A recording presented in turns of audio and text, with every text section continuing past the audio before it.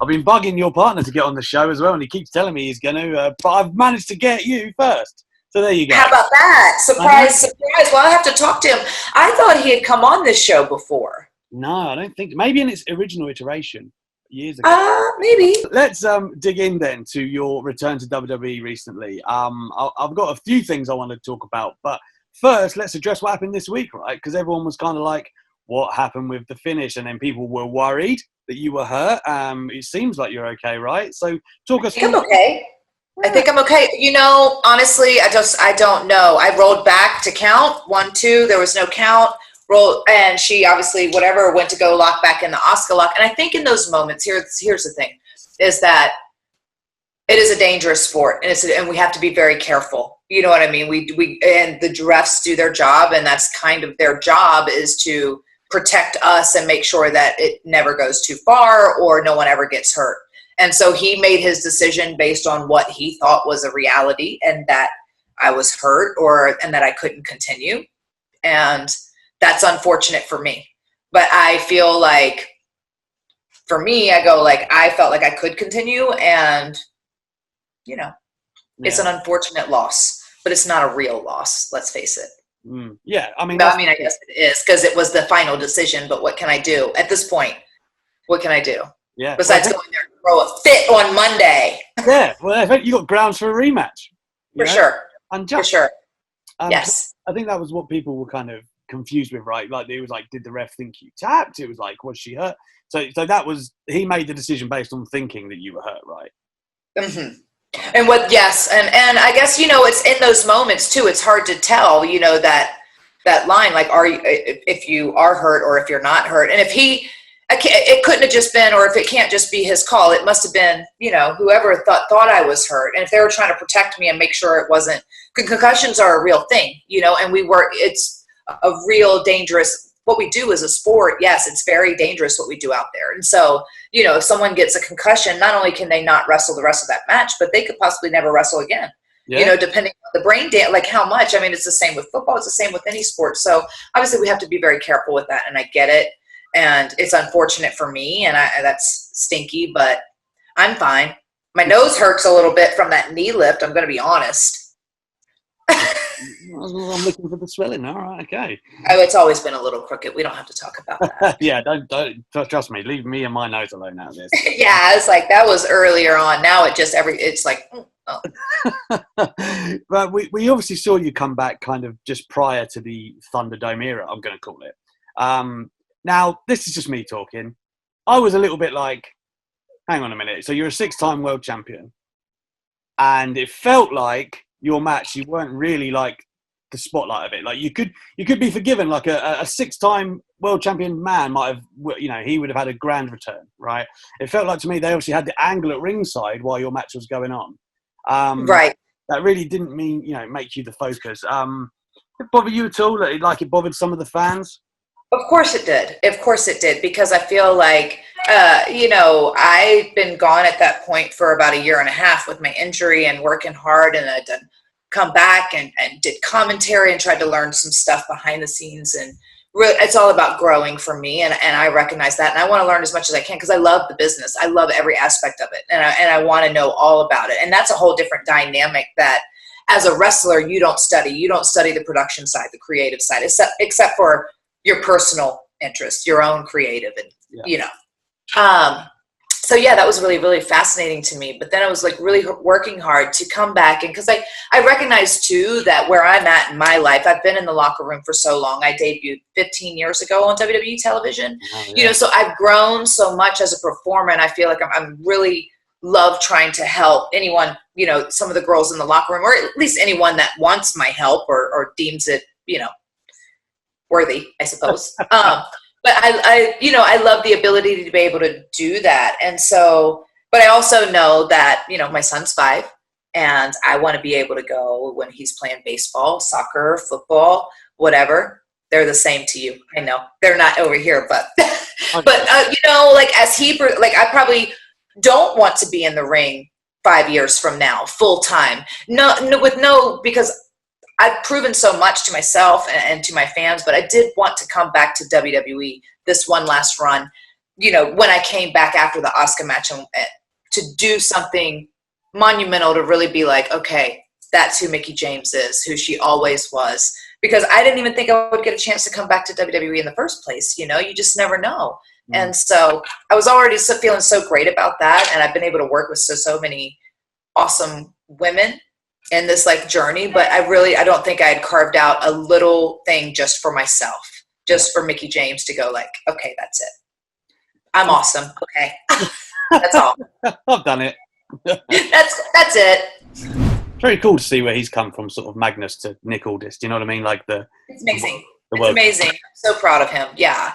I think, not only to be able to, after he left Impact, and to be able to do all of that and to step away. And I think there was a bit of uncertainty for him too, because he was like, okay, well, what next? And to be able to take the NWA and out of, there's always been mad love and respect for the NWA brand and for the championship and for the heritage and the lineages of all the championships there.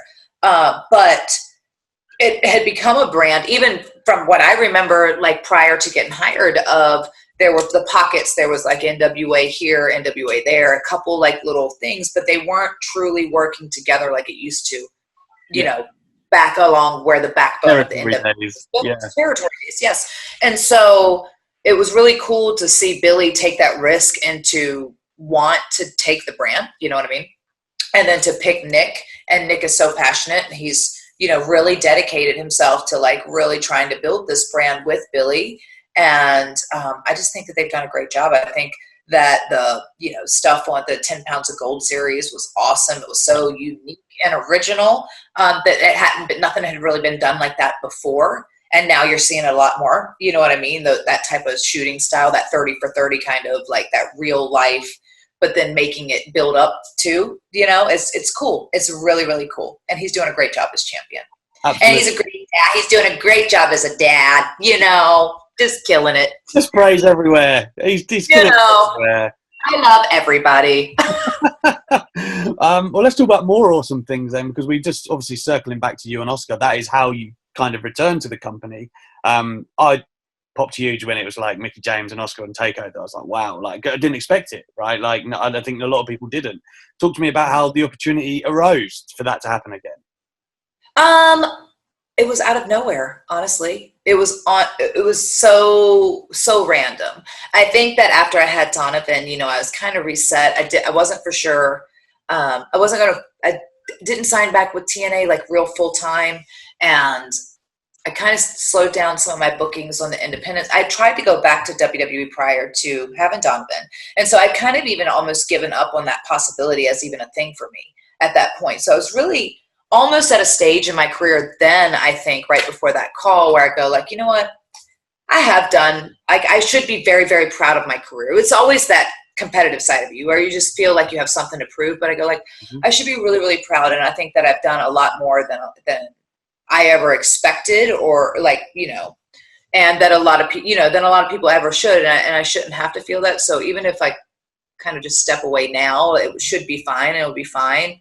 And I kind of like come to that thing at that peace with myself. And then all of a sudden we were traveling to England back to see Nick's parents and his family. And we got a call out of nowhere, and it was Mark Crono, and he's like, hey, and just to see if I was interested. And of course I was, because I really had prayed about that moment to have that chance, that one last chance to just go like, hey guys, I still kicked it. I still kicked butt. You know what I mean? I still kicked ass the whole time I was there, and I continued to do it, and I'm still doing it now. You know what I mean? Like it was just like that little, that's all. And it was so I was so grateful for that, even that chance to be able to go back and face her. And she was she was huge. She was pushed so big in NXT at the time, undefeated. And I, although I wasn't a huge, like I wasn't familiar with all of her work. I went back, you know what I mean? I was very familiar with what she was there and who she was and what she was doing. And so she was already, like, to me, I was super impressed and I was excited. And I thought for me, like, to be able to challenge myself with this new breed of wrestling fans and this new breed of talent that's kind of coming up, to like almost say that I can still, rock and roll with them. Like it was really, really cool for that. But to come back full time, I didn't expect that either. And then here we are. So it's amazing. Yeah, amazing.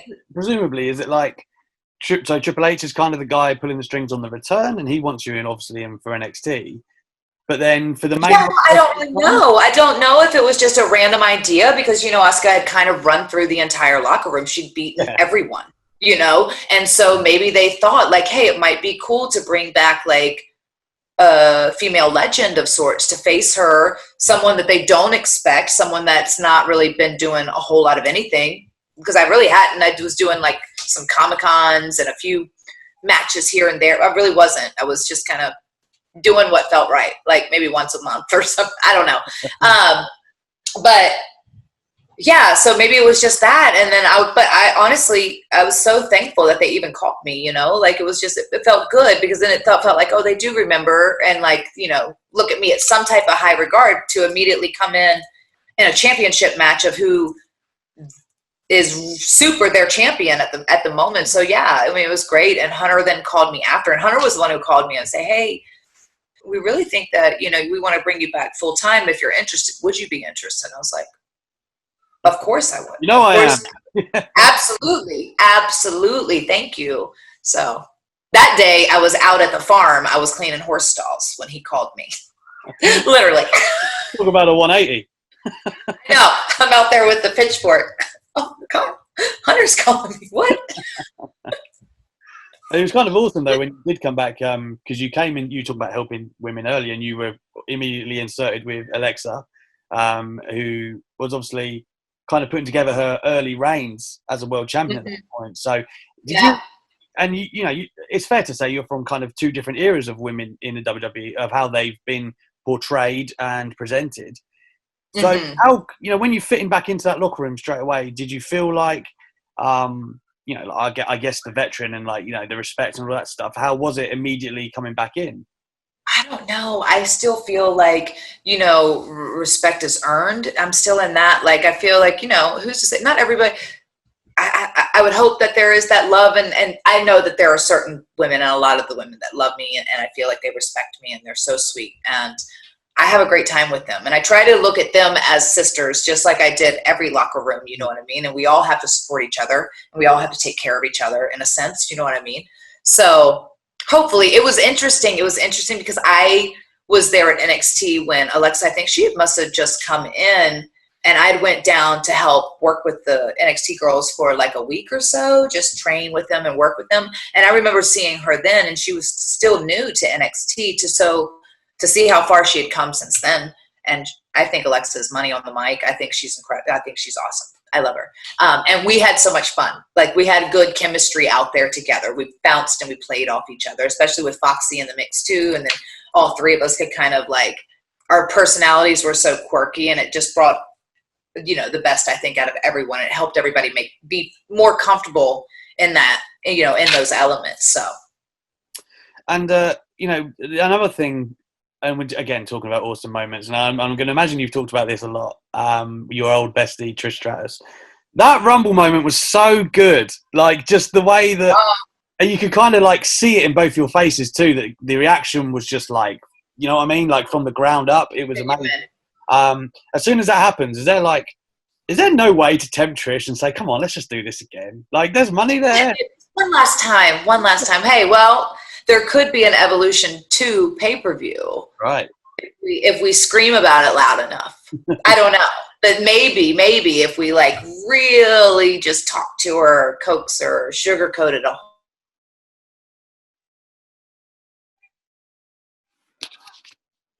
It's cool to see right now, because they just did the timeline on the network. They just did that special of our whole rivalry. And it was so awesome. I sat back and watched it last night, and I remember, it's so funny because you sit back and you remember some of those elements of the story, but to hear it from the perspective of that story again, it was like, wow, I think you forget, and you go like, we did some really awesome stuff, like some really cool stuff, and told such a great story. We had so many amazing like little moments that took everybody on a little journey across, along the way with us. Yeah. That it was awesome. It was awesome, and it was really cool. So I sat back last night and finally watched it completely, like in its entirety, just as like a fan. I was like, oh, this is so cool. What a life. What a life. Yeah. Even objectively speaking, that was really cool. Like, I remember watching through that kind of 2005, 6-ish, because the culmination at WrestleMania was legitimately great. Like, you could argue, especially, like, I don't think a lot of people think about amazing women, like, long-term stories in that era, but that one stands the test of time, right? Like, it's something that you could always be proud of. Yeah. And I've had a lot of amazing moments that I could be super proud of. So, but I think because for me, it was brand new. I was brand new, not in wrestling, but I was brand new in the company. And so in the world of being a true professional, where you're making your living at this and that you are trying to claim your name in like history books and stuff, I was brand new and I was baby fresh in that sense. And to be able to be afforded those opportunities to come in and work with the top girl at the time, it completely elevated me out the gate. And she was so fun and giving, and just, again, our personalities just meshed so well and bounced so well off of each other that we organically like would just work with, and came up with a lot of this stuff where it just was just natural, and it just felt right. And obviously with the writers and Fit, God bless Fit, you know what I mean? Like, to be able to make Fit. Everybody. He's my favorite person ever. Like, he would fight so hard for the women. And, we've said it, and I know everybody said it like within their speech. Tori mentioned it.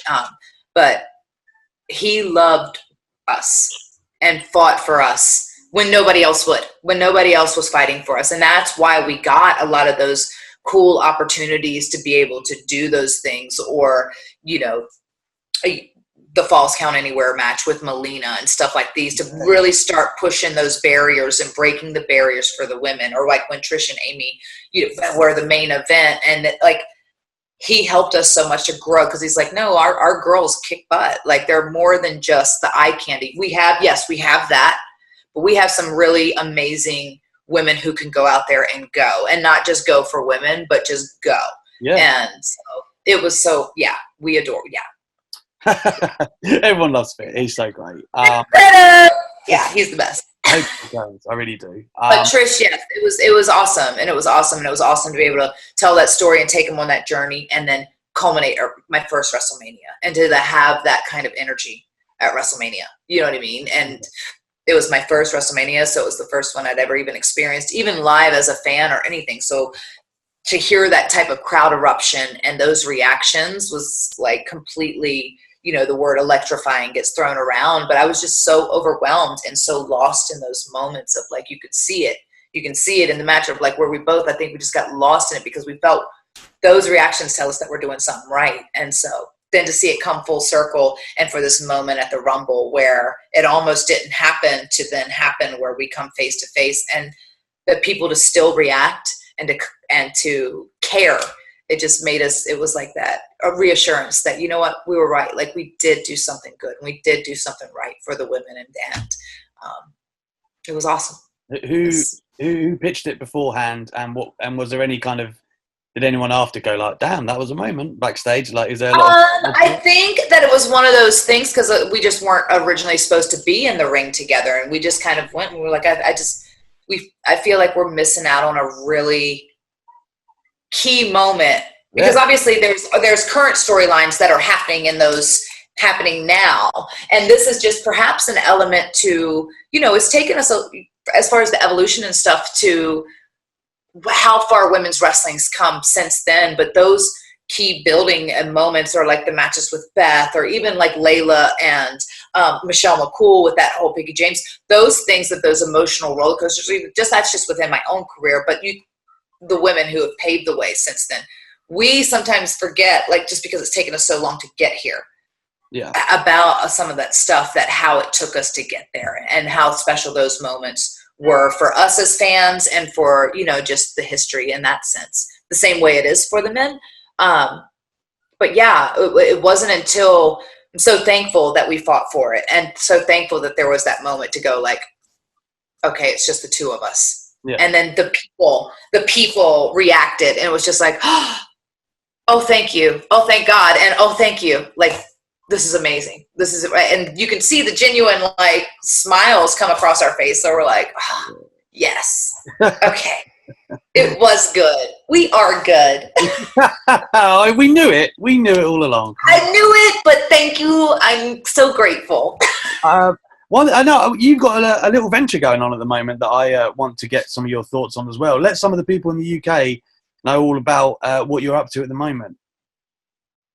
But God TV. That's exactly what I'm talking about. We were talking about God TV that I get to do with two of my favorite ladies. SoCal Val, who also she's in the UK now, so she does a lot of presenting and backstage stuff. But I've known Val since TNA, and she's so funny, so witty, and so hilarious. And then also my other cohort, Miss Lisa Marie, which some may know her as Victoria, some may know her as Tara, but she's literally the funniest person on the planet. But we get to do this fun little show. It's exclusively on YouTube, God TV, Grown Ass Women Television. But we don't only have women. We have gams too. We have some grown ass men on there. But it's so fun because we just kind of it's more like a slumber party. Like if we were driving town to town and we get back to the hotel, this is probably what legit we're doing. Just chilling, laughing, talking about nonsense, and road stories, funny stories. And it's awesome. And there's a Patreon for this that people can support, right? There is that you can get like exclusive bonus clips and stuff that wasn't seen, or what's cool too is not only is the Patreon, but we just opened our store, so now we have all this fun merchandise. And I think the element of like the YouTube thing, because it was something to do also while we were in the midst of this pandemic, because we're all sat back, and I think we'd wanted to do a show like this for a long time. Like we'd talk separately about doing it together or doing something fun together, and it just felt right, especially right now, because it's just a fun show about nothing really, or about important things, but very, very important nonsense really is what we say. But it's a way to show our fans a different side of us too. And we go live. Like, so since we pre-record the show, when we air it on Wednesdays, we can go live in the chat room. So we're always live in the chat room. So not only are we watching it with our, fans and stuff, but we can have like real conversations either about the show or sometimes just random comments while the show is airing. And then we go in and we record the next episode after that. So we have all that energy coming off the episode airing into the next episode. So it's fun. It's so fun. It does sound fun. Yeah. Yeah. Speaking of fun, let's talk about, again, back to WWE quickly. To me, there still seems to be a lot of matchups left for Mickie James. There's a lot of people for you to work with that we haven't seen yet, be it, on SmackDown, of course, at the moment, there's loads of people, like Bayley and Banks have killed it this year in many eyes and whatnot. And even on Raw, right? Like, if Mandy Rose has just come over, I don't know if you've ever touched or anything, but there's a lot of different women.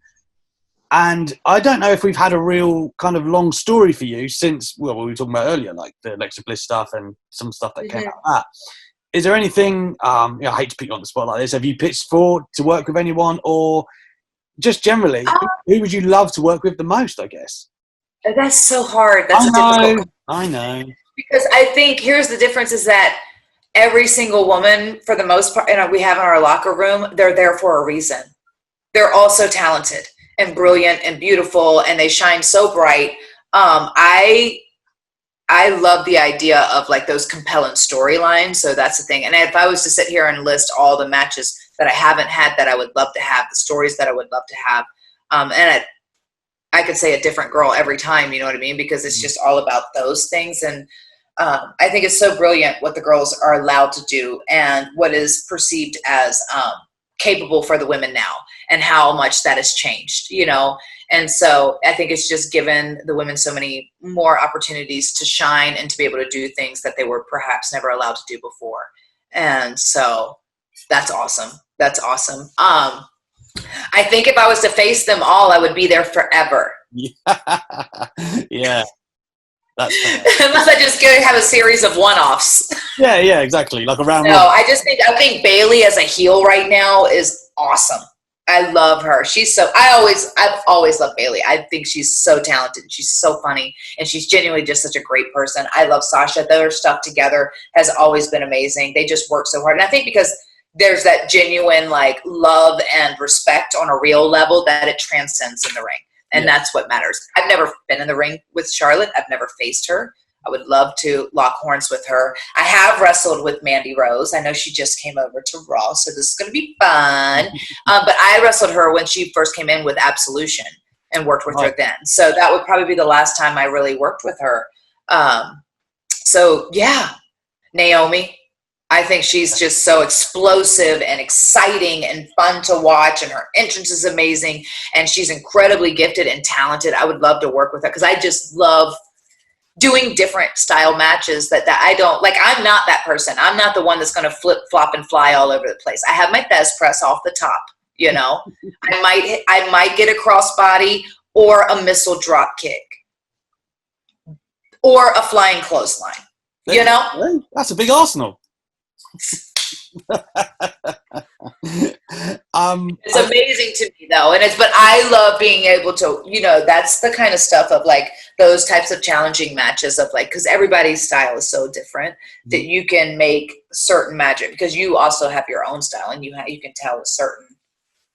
That's the stuff that I find. I love it. Yeah, absolutely. A couple more things then before I let you go. You mentioned Evolution 2 yourself. What are the chances? Have you heard anything? Is there? I'm not. Of course not. I think that. I think there's a very big possibility of another all-female driven show. Whether it be Evolution, whether it be, you know, I know they did the Mae Young Classic or whatever. Yeah. There's certainly the possibility of an all-female something. You know what I mean? Because not only is there a market for it, we have the platforms for it, we have the talent with, you know, WWE, Raw, SmackDown, NXT UK, the other brands as we're growing, you know, globally in those divisions. I think that certainly there's space and room and a demand for it. You know, then that's the real thing, is the demand for it. So I would love to see it. I think every female in that locker room, in all those locker rooms, would love to see it and be a part of it. And yeah, and I think the fans want to see it too. So they definitely. Why not? I think like Evolution 1 was so successful in many eyes of the fans that it's just puzzling why it's taken so long to have another one. But there seems to be the buzz from any women that I talk to in WWE is that indeed they want one. Right. Yeah, of course. And I think that the company overall wants one. It's just timing too. And like, you know, perhaps it was surprising, you know, from a perspective of like, because we feel like, oh, the fans want it, the women want it or whatever, but how it truly is going to be perceived on a whole, you know. So I think it even surprised a lot of people like, oh, this is really cool. Like they actually, like this was a really cool thing and a great thing to be able to do for our fans, especially those fans who honestly, there is that core group of fans who only tune in for the women. And that's a reality, you know, and they just love women's wrestling. And so it's a unique way to capture that audience and cater to that audience that we don't really, you know, cater to. So last thing, you said in 5 years you don't see yourself wrestling. Obviously, you'd like to spend more time with your son. You know, AJ Styles has said similar things, I think, in fact, with his children, right? Right. So do you envisage yourself retiring in WWE? Have you checked all the boxes you want elsewhere? And if you do, who, in theory, would you like to do it? Oh, gosh. I know. I'm hitting you with loads of questions. I can't even begin to answer that question. When I say that, I'm just like, I feel like I'll always be a part of the business in some aspect. I love it. And I love, you know, working in it and behind the scenes and all that stuff. I can't say. I tell you what, it needs to be the right, like that right story and the right build, because I don't know who I'd want that to be. I can't say. I don't want to say.